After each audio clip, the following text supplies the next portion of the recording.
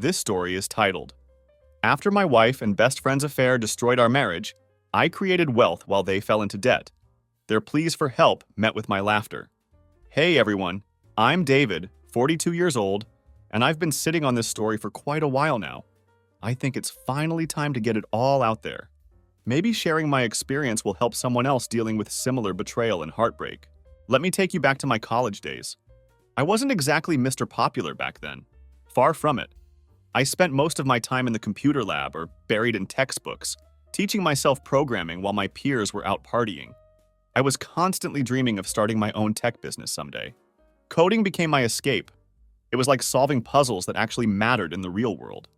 I had just a few close friends who truly understood me and my passion for technology. Then Emily entered the picture. I met her during sophomore year in an economics class, a class I was barely passing, to be honest. Emily was the organized type, always had the right answers, kept perfect notes, and carried herself with this quiet confidence that immediately caught my attention. I noticed her right away. But being the shy guy I was, I couldn't bring myself to approach her. Things changed one afternoon in the library. I was frantically flipping through my disorganized notebook, trying to cram before an important exam, when Emily walked over and sat down across from me. "You're using the wrong syllabus," she said matter-of-factly, handing me her notes. They were color-coded and perfectly organized, worlds better than my chicken scratch. With a little smirk that I'd come to know well, she added, "You owe me coffee." And just like that, everything began. We started studying together regularly, and soon our conversations weren't just about classwork. We talked for hours about life, our ambitions, and future plans. Emily was incredibly smart and driven.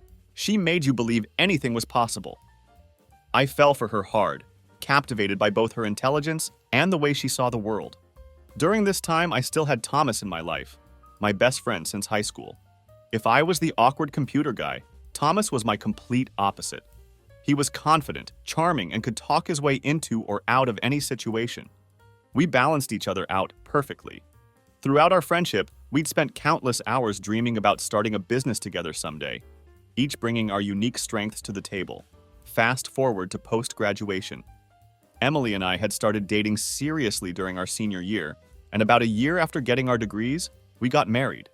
Thomas was my best man and gave a speech that had everyone both laughing and crying. I felt like I had everything: a wife who believed in me and a best friend who had my back. The future looked incredibly bright. Life after graduation wasn't exactly glamorous, though. I worked long hours at a small tech company, programming all day and saving every penny I could. Thomas landed a sales job, and we stayed in touch, meeting up on weekends to brainstorm business ideas. Emily took a job in accounting, though she quickly grew to hate the corporate environment with its politics and rigid structure. After a couple years of working our respective jobs, Thomas and I finally decided to take the leap. We both quit our stable positions, pulled our savings together, which wasn't much at the time, and started a small app development company. Our business idea was to create apps that made everyday purchases easier. Things like ordering food or booking tickets with just a few taps. It wasn't particularly groundbreaking at the time, but we firmly believed we could do it better than anyone else on the market. We started incredibly small, working out of Thomas's garage with second-hand equipment and mismatched furniture that we'd either found for cheap or been given by friends and family. We established a natural division of labor. Thomas handled the business side, pitching to potential clients and securing deals, while I focused on building the actual apps. We didn't have much in terms of resources, but we had drive and determination. We were absolutely committed to making this work, no matter what obstacles came our way.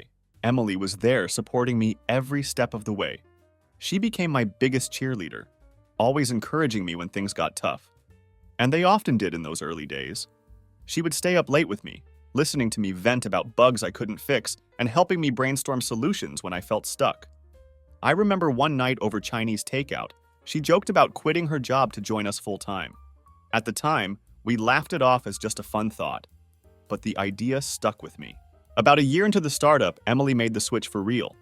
She left her corporate job and officially became our operations manager. The decision made perfect sense.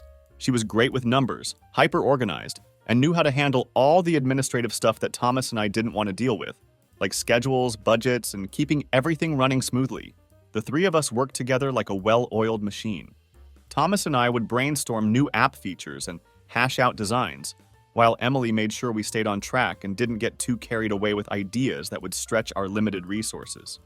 We weren't making much money at that point, but we were building something we truly believed in, and that felt like enough for all of us. Our first big break came when one of our apps, a ticket purchasing platform, caught the attention of a small group of investors. They liked what they saw enough to give us sufficient funding to move out of Thomas's garage and into a tiny office space. The new space wasn't fancy by any means, just a couple of desks crammed into a room with flickering lights and peeling paint. But to us, it felt like we'd finally made it. It was our first real validation that we were on the right track. Emily threw herself into her new role, taking care of operations meticulously, while Thomas and I focused on development. The three of us spent many late nights in that small office, brainstorming ideas, troubleshooting problems, and celebrating even our smallest wins together. It wasn't perfect, we faced plenty of challenges, but it felt like we were on the verge of something big, something that could really make an impact. Those were some of the best days of my life. I had a wife who truly believed in me, a best friend who shared my vision, and a company that felt like it was finally going somewhere. We weren't just coworkers, we were a family, united by a common goal and the shared struggle of building something from nothing. For a while, everything seemed great. Our startup wasn't exactly printing money, but we were making steady progress and gaining traction in the market. We felt like we were unstoppable, working those long hours together in our cramped office where the air conditioning barely functioned. Despite the physical discomfort, there was an undeniable energy in the air, like we were building something that could really take off. We were a team in every sense of the word, each playing to our strengths and supporting each other through the challenges. Then things started to shift. At first, it was little stuff that I probably wouldn't have noticed if I wasn't so closely connected to both of them. Emily and Thomas started texting each other more often, even outside of work hours. It didn't bother me initially. Our work often bled into our personal time, so it seemed perfectly normal. But then the texts started getting more frequent, and they'd laugh about inside jokes I wasn't part of. When I'd ask what was so funny, Emily would just wave it off with a casual, "Oh, just something about the client meeting." And Thomas would nod along in agreement. I didn't think much of it at the time. We were all working closely together, so it made sense they'd communicate a lot about work matters. But then came the late-night meetings.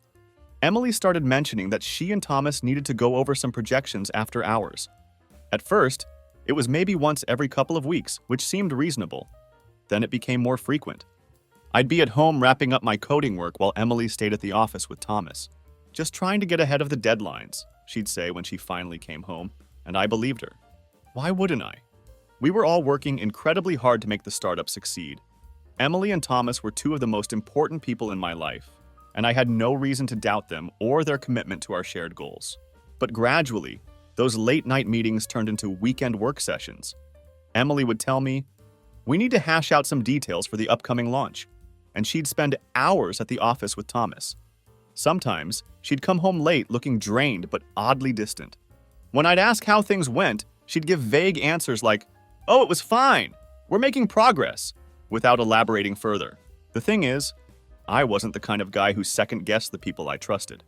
I've always believed in loyalty and giving the people close to me the benefit of the doubt. Questioning every move Emily or Thomas made, that wasn't me.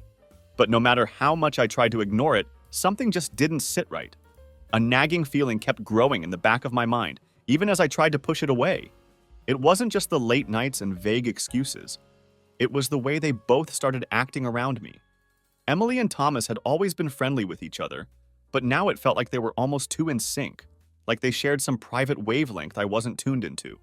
Thomas, who'd always been my go-to guy for brainstorming or just unwinding after work, started pulling away. He'd cancel our usual hangouts with vague excuses like, "I've got too much on my plate," or "Maybe next week, man." When we were in meetings together, he seemed distracted, constantly checking his phone and barely engaging with the ideas we were throwing around.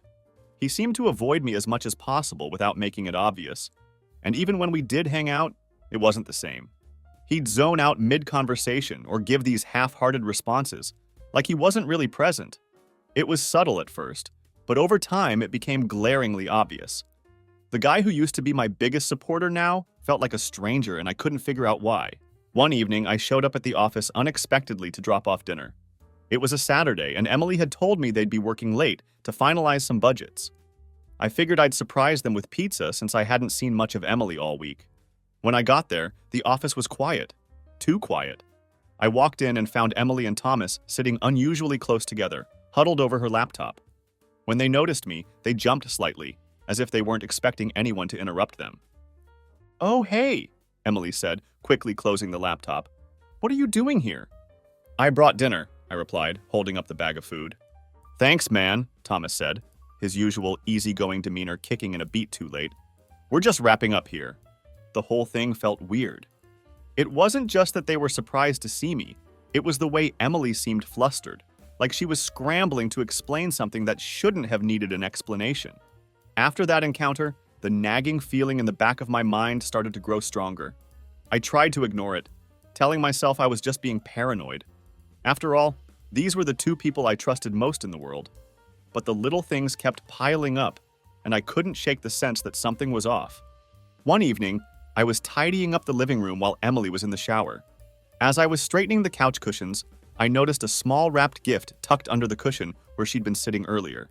Curious, I picked it up, thinking maybe it was for me. Our anniversary was coming up, so it made sense she might have been hiding a present. But when I turned it over, I saw a little tag attached, written in bold, familiar handwriting.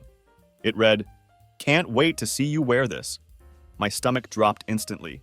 Carefully, I peeled back the edge of the wrapping paper and found a delicate bracelet inside. It was far from Emily's usual style, but it perfectly matched the kind of gifts Thomas had a knack for picking out. The handwriting on the tag matched his perfectly. I'd seen it on enough business documents to recognize it immediately.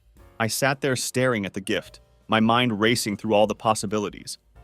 Maybe it was for a group gift exchange? Maybe it was just some inside joke I didn't understand. But deep down, the pit in my stomach told me otherwise. None of it made sense, yet at the same time, it was starting to make perfect sense in the worst possible way. I didn't confront Emily right away. Instead, I shoved the gift back under the cushion where I'd found it and tried to convince myself there was some innocent explanation. Maybe I was jumping to conclusions. Maybe it wasn't what it looked like. But the signs were stacking up, and they were becoming harder and harder to ignore. Emily seemed distracted all the time now. She'd barely talk about work, a topic she used to share everything about with me. And Thomas, he had started fading out of our usual group activities, skipping hangouts and acting distant when we did cross paths. It felt like I was losing both of them at the same time, without even knowing why. A few nights later, I couldn't take it anymore. Emily and I were curled up on the couch watching some show I couldn't even follow because my head was swimming with suspicions and questions. I took a deep breath and blurted out, "Is everything okay with us? You've been different lately." She turned to me, startled by the sudden question. "What?" "Yeah, of course everything's fine," she replied, but her eyes betrayed her words. In that moment, I knew with certainty that everything was far from fine. The day it all came crashing down started like any other. I still hate that day, and the memory of it haunts me. At that time, I'd been working for weeks on a major investor pitch. This wasn't just any meeting. It was the kind of opportunity that could change everything for our startup. We were asking for significant funding to scale up operations and expand our product line. This meeting had the potential to secure our future for years to come. Normally, Thomas would have been right there with me for something this important. He was the face of the company, the one who could walk into a room and sell anything to anyone. We'd always pitched as a team before. Thomas would handle the vision and big picture, while I'd get into the technical details that made our products special. But this time, Thomas had waved it off. "You've got this," he'd said, brushing off my suggestion to tag team the presentation as we'd always done. Emily backed him up, claiming they were too busy ironing out internal details to join me. They said it like it was no big deal, like me handling the meeting solo was just the natural choice. It struck me as odd. Thomas loved being in front of investors. It was practically his whole personality. And Emily, she was all about preparation. Normally, she'd spend hours going over the numbers with me, making sure everything was airtight before a big pitch. But this time, neither of them seemed particularly invested in what should have been a pivotal moment for our company. Considering that the tension had been building for a while, I could feel the questions demanding answers. I was ready to confront them, to lay everything out in the open and get to the bottom of whatever was going on. This strange behavior was the final straw, and I knew I couldn't let it slide any longer. But with the investor meeting looming, I told myself it could wait just a little longer. Right then, I needed to keep my focus sharp and make sure the pitch was flawless. The company's future depended on it. That morning, I walked into the boardroom alone. It felt strange not having Thomas by my side, but I shook off the discomfort and reminded myself I had a job to do. To my surprise, the presentation went better than I could have hoped. The investors were engaged, asking all the right questions, and by the end of it, they were nodding along enthusiastically. We got the funding, enough to take the company to the next level. I should have been ecstatic. This was what we'd been working toward for so long. But as I left the meeting, I couldn't shake the nagging feeling that Emily and Thomas's absence wasn't just about being busy with other tasks. They'd been acting weird for weeks.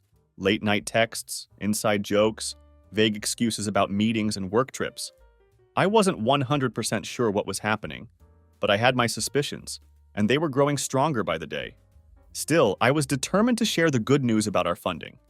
I decided to surprise them at the office with the update. On the way, I stopped at their favorite coffee shop and picked up lattes and pastries. I imagined walking in, seeing their faces light up as I told them about the funding we'd worked so hard for. Despite my suspicions, I wanted to celebrate this win together. We'd put so much of ourselves into this company. When I got to the office, it was eerily quiet. I walked in balancing the coffee tray and called out, "Hey, guess what?" But there was no response. I figured they were in the conference room. It was their usual spot for these so-called work sessions. As I got closer, I heard voices, and then I heard laughter. It wasn't the kind of laughter you'd expect from a work discussion. It was softer, more personal, more intimate. My chest tightened as I stood there, my hand hovering over the door. Part of me hoped I was wrong, that I'd walk in and find some harmless explanation, a perfectly reasonable excuse for the way they'd been acting. But I couldn't shake the knot in my stomach that told me otherwise. Taking a deep breath, I pushed the door open without knocking, and there they were. Emily was sitting too close to Thomas, her hand resting on his arm like it belonged there. The way she leaned toward him wasn't casual. It was deliberate, intimate in a way that didn't belong in any work setting. At first, it didn't fully register in my mind. They'd worked together on plenty of projects, so maybe this was just one of those moments where colleagues get comfortable with each other. I was overthinking things, right? But then they saw me, and the way they froze, their faces draining of color like kids caught red-handed, made my stomach drop to the floor. "Hey," I said, trying to keep my voice steady though I could feel my pulse pounding in my ears. "What's going on?"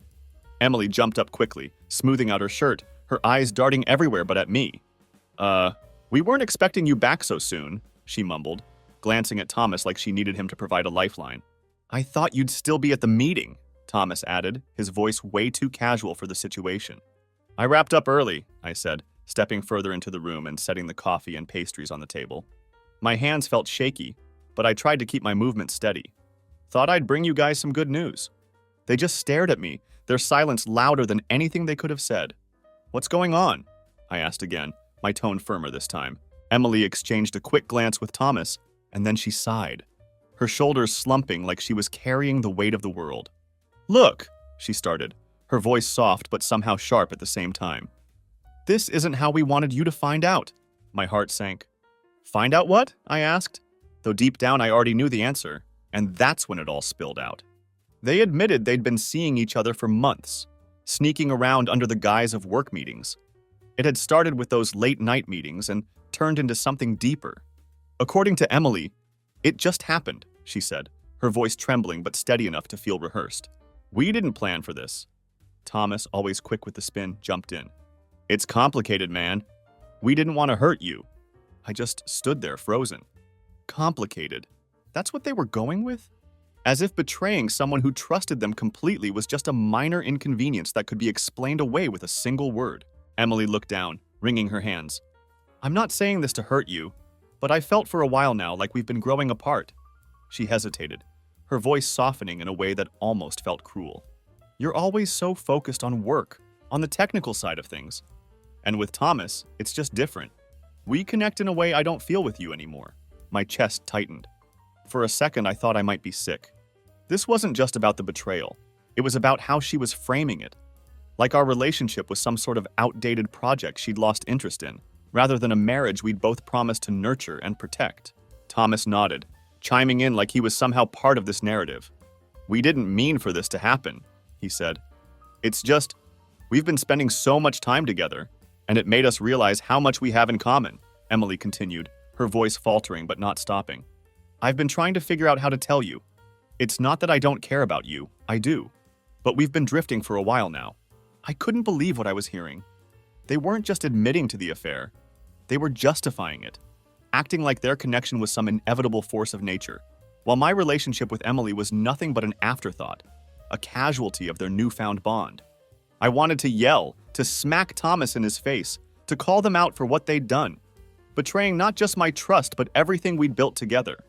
But instead, I just stood there, numb, trying to process the collapse of my marriage and my friendship simultaneously.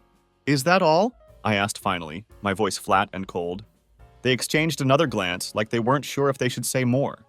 Finally, Emily whispered, I'm sorry. Thomas nodded, though he didn't seem nearly as remorseful as he should have been. Yeah, man, we didn't want it to come out like this. I stared at him, my eyes narrowing as the weight of his betrayal hit me all over again. This wasn't just anyone. This was the guy I trusted like a brother, the person who had been there through every high and low of my life. And now he was standing there, looking like he wanted to shrug it off and move on, like he hadn't just destroyed years of friendship and trust. I didn't respond. I just kept glaring at him, my silence heavy with all the things I could have said, but didn't. Then I looked back at Emily, her head bowed, her hands fidgeting like she couldn't bear to meet my eyes. The two people I trusted most in the world. And this was how they'd repaid me. Without another word, I turned and walked out. That night, I packed a bag and left. I couldn't stay in the apartment anymore, surrounded by reminders of a life that now felt like a complete lie. I checked into a hotel and tried to process what had just happened, how quickly everything I'd built had come crashing down around me. The next day, I filed for divorce. I didn't fight for anything, not the apartment, not my share of the company, not even an explanation. I just wanted out. Let them have each other, and let them have the business we'd built together. I didn't care anymore, or at least that's what I wanted them to think. I could see it in their eyes before I walked out of that room. They were bracing for a fight. They thought I'd yell, throw accusations, or make some grand scene. Maybe even try to burn everything down with them inside it. But I didn't. My calmness seemed to throw them off, like they couldn't believe I'd just walk away from everything we'd built. What they didn't know was that I had a plan. I wasn't going to stoop to their level. No screaming, no dragging it out in public, no messy confrontation that would only add more pain to an already excruciating situation. I decided then and there that the best way to deal with this betrayal was to rebuild quietly and let my actions speak louder than anything I could have said in that moment of discovery. Of course, walking away wasn't easy. It wasn't just losing Emily. It was losing Thomas, the guy I thought would always have my back through thick and thin. The betrayal wasn't just personal. It felt like my entire world had been turned upside down. For weeks, I replayed every moment in my head, trying to figure out how I didn't see the signs earlier. Every late-night meeting, every inside joke, every vague excuse. They all made sense now, in a way that made me sick to my stomach. But no matter how much I overanalyzed the past, the result was the same. They'd made their choice, and now I had to make mine. The divorce was finalized quickly. I packed up what little I had and moved to a different city. I didn't have a concrete plan, just the faint hope that putting some distance between myself and the mess they'd made might help me breathe again, might give me space to rebuild something new from the ashes. The first apartment I found was a tiny studio in a rundown part of town, the kind of place where you hear your neighbors arguing through the paper-thin walls, and the hot water works only sometimes if you're lucky. My furniture consisted of a mattress on the floor, a folding table I used as both a desk and dining table, and a single chair I'd grabbed off the curb. It wasn't much, but it did the job of giving me a place to sleep and work. I started working at a local coffee shop during the day to cover my basic bills. It paid just enough to keep the lights on and food in the fridge. At night, I'd come back to my apartment, open my laptop, and lose myself in the only thing that still made sense to me: coding. You see, back when I was working with Thomas at the startup, I'd been quietly developing an idea on the side. It wasn't anything big at first, just a concept for a better way to integrate mobile payment systems with smaller businesses. I'd actually emailed it to Thomas at one point, thinking it could be a great addition to what we were building together. His response was dismissive. Too niche, too risky, and not worth the resources. That email stuck with me, Not just the words, but the way it felt like he didn't even consider it seriously. I let it go at the time, filed it away in the back of my mind, but I never stopped thinking about its potential. Now, with nothing to lose and no one to answer to, I started working on it in earnest. Every night, I'd sit at that folding table and dive deep into the code.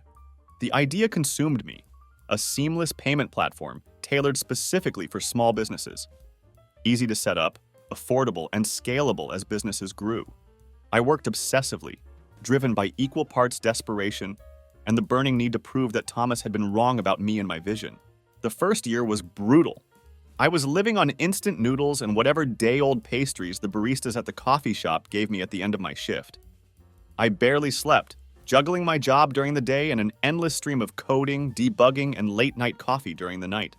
Still, I kept going, fueled by determination and the desire to build something meaningful out of the wreckage of my previous life. At first, I didn't tell anyone what I was working on. It felt safer that way, like it was mine and mine alone, something no one could take from me again. But as the app started to take shape, I realized I couldn't do it all by myself. I reached out to a small group of people in the tech space, pitching my idea with as much passion as I could muster. Slowly, things started to click into place. I'll spare you the step-by-step details of how it all came together. It wasn't a straight path by any means. There were setbacks, moments where I thought it was all going to fall apart, and countless nights where I doubted myself and my abilities. But eventually, against the odds, the app gained traction. First with local businesses in my new city, then with bigger ones across the region. The simplicity of the platform resonated with people, and word started to spread organically. Somewhere along the way, I stopped checking on Emily and Thomas. In the beginning, I'd look at their Instagram profiles late at night, hate scrolling through their curated lives, torturing myself with images of their apparent happiness. They were still running the startup, still attending fancy events, and smiling for the cameras like nothing had changed. "Making moves," one of Emily's captions said under a photo of them at some tech gala. It stung to see them living the life I'd poured my soul into, the life I thought we were building together. But the busier I got with my own work, the less time I had to care about what they were doing. By the time my app started making headlines in tech publications, I wasn't thinking about them at all. I'd built a company and platform from the ground up. What started in a cramped studio apartment with a second-hand laptop had grown into something real and substantial. My team was small but passionate, and the platform was gaining recognition in the tech world for its innovation and usability. I started getting invitations to speak at conferences, to sit on panels about innovation and mobile payments. Me, the guy who once slept on a mattress on the floor and lived on instant noodles, was suddenly being called a visionary in the industry. It was surreal, to say the least. Of course, I knew Emily and Thomas must have heard about my success by then. Silicon Valley is a small world, and news travels fast. They weren't exactly doing great either. Whispers had started reaching me through mutual acquaintances. Their product launches weren't meeting expectations, and investors were losing patience. The startup was struggling to stay afloat in an increasingly competitive market. But I didn't gloat. I didn't reach out. I didn't engage in any way. I didn't need to. Success was the best revenge, and I was living it. I eventually stopped looking at their profiles altogether. It wasn't even a conscious decision. I was just too busy with my own life and company. The demands of running a growing business didn't leave much time for dwelling on the past. What they were doing or not doing simply didn't matter anymore. One day, an email landed in my inbox from someone I hadn't thought about in years. Thomas. At first, I assumed it was spam, but when I opened it, I quickly realized it wasn't. The tone was desperate, a far cry from the cocky, self-assured Thomas I used to know. He went on about how things had been rough lately. Their startup was floundering. Investors had pulled out after a string of failed launches, and they were buried in debt. Apparently, Thomas had been ousted by the board, which was darkly poetic, considering how he and Emily once acted like they ran the world and were untouchable. At the end of the email, Thomas casually mentioned that he'd seen a job opening at a promising tech company. Mine, obviously, though he had no clue I owned it. He wanted to throw his name in the ring for consideration. He listed his experience and hinted at how his unique expertise could help the business grow, conveniently omitting the fact that his own business had crashed and burned under his leadership. A separate email came from Emily not long after. Hers was dripping with regret, filled with vague nods to poor decisions and wanting a fresh start. She didn't directly ask for a job. but suggested we meet for coffee to reconnect, as if the years of silence and the devastation she'd caused could be washed away with a latte and some small talk. Sitting there reading their desperate messages, I couldn't decide whether to laugh or be annoyed. After years of silence, and everything they'd done to destroy what we had built together, they were asking me for a lifeline. It was so classically them, only reaching out when they needed something, with no real acknowledgement of the damage they'd caused. Classic. I forwarded their emails to HR along with a request to schedule an interview for an entry-level position. Not the senior roles they were undoubtedly expecting, but a basic support role that was well below their previous positions. I wanted to see how this would play out. The day of the interview arrived, and I won't lie, I was curious to see how it would unfold. I didn't give them any advanced warning that I'd be there. I let them walk in completely unprepared. The position they were interviewing for, junior support specialist, was a basic job mostly involving answering customer queries and troubleshooting issues. The starting salary wasn't anything to write home about, but it was a legitimate job in a growing company. I stepped into the interview room and waited, keeping an eye on the clock. When the door finally opened, Emily and Thomas walked in together, which already seemed unprofessional for separate job interviews. The moment they saw me sitting at the head of the table, their faces froze in shock. Thomas's usual confident demeanor faltered immediately, and Emily looked like she wanted to disappear into the floor. "Thomas, Emily," I said evenly, gesturing to the chairs across from me. "Thanks for coming in." They hesitated, exchanging a quick glance before sitting down. I could see the panic and discomfort written all over their faces. "So," I began, leaning back slightly in my chair, "let's talk about the position." Thomas tried to recover first, forcing a smile that didn't quite reach his eyes. Yeah, sure. I wasn't expecting you to be here," he stammered. "Well, it's my company," I said simply, letting the words hang in the air for a moment. "I like to stay involved in the hiring process for certain positions." Emily fidgeted with the edge of her portfolio, still avoiding direct eye contact with me. The tension in the room was palpable. I kept the tone strictly professional as I walked them through the job description, the responsibilities, and the salary. They were both too stunned to say much, which gave me all the confirmation I needed that they hadn't expected this turn of events. Thomas cleared his throat, trying to regain some of his lost composure. "This position seems a bit lower level than I thought," he said carefully, trying to sound diplomatic. "Oh," I replied, feigning surprise. "Well, based on your experience and the recent history of your company, this seemed like the right fit. Unless, of course, you think it's not a good match for your skills?" Emily finally spoke up, her voice quieter than I remembered. "We were hoping for something a little more aligned with our previous roles." I nodded slowly, as if considering this. "Ah, I see. Unfortunately, we don't have anything higher level available at the moment. But this position could be a great opportunity to, rebuild." The words weren't accidental, and Thomas's face turned red. He opened his mouth to respond, but then closed it again.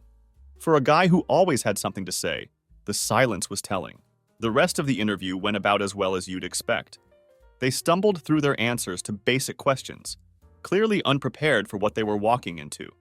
I could see the frustration bubbling beneath Thomas's surface as he realized this wasn't going to end the way he'd imagined when he sent that presumptuous email. When the interview was over, I stood up and extended a hand. "Thanks for coming in. We'll let you know our decision." They left without another word, shoulders slumped in defeat. Later that evening, I got an email from Thomas. It wasn't a thank you note or a professional follow-up about the interview. It was a rant, pure and simple. He accused me of humiliating him, of using the interview to settle old scores. He claimed that I owed him for the opportunities he'd given me when we were starting out. And then he made his boldest claim yet, that he had contributed to the core idea behind my app and deserved compensation for it. I sat there staring at the screen, not sure whether to laugh or be angry. Thomas's email was a mess of entitlement and desperation, but it was that last part that really stood out. He was trying to stake a claim on something I'd built from scratch, an idea he had dismissed as too risky when I first pitched it to him years ago. I didn't respond right away. Instead, I dug through my old email archives and found exactly what I was looking for. The original email I'd sent him back at the startup, outlining the idea, and his response right there too. Too niche, too risky, not worth the resources. The receipts were clear as day, documenting his dismissal of the very concept he now wanted to claim credit for. So that's it for now. I'll keep you guys updated if anything else happens with this situation. Final update. Oh, you guys are going to love this twist to the story. After Thomas's pathetic attempt to land a job at my company, he decided to take things up a notch, or at least he thought he did. He actually tried to sue me. Can you believe that? The guy who dismissed my original idea as too niche had the audacity to claim that my entire company was built on his idea. The same idea he laughed off years ago when I first presented it to him. The irony wasn't lost on me, I can assure you. Fast forward to court, and let me just say it wasn't even close to being a fair fight.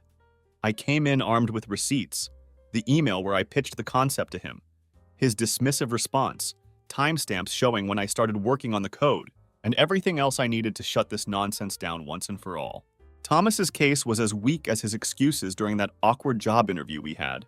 The judge ruled in my favor so quickly it felt like they were doing me a solid just to save everyone's time. It was almost embarrassing to watch how quickly his case fell apart under the slightest scrutiny. Now, not only is Thomas jobless, but he's also drowning in legal fees from his frivolous lawsuit.